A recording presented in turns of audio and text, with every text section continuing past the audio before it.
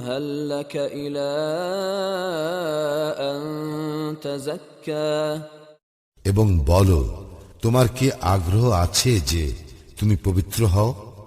وأهديك إلى ربك فتخشى আর আমি তোমাকে তোমার প্রতিপালকের দিকে পথ প্রদর্শন করি, যাহাতে তুমি তাহাকে ভয় করো।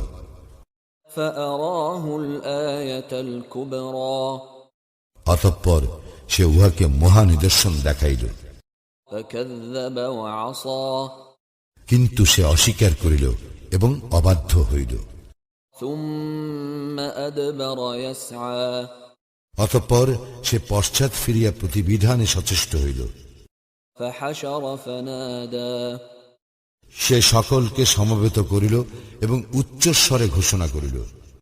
فقال أنا ربكم الأعلى আর বলিল, আমি তোমাদের শ্রেষ্ঠ প্রতিপালক।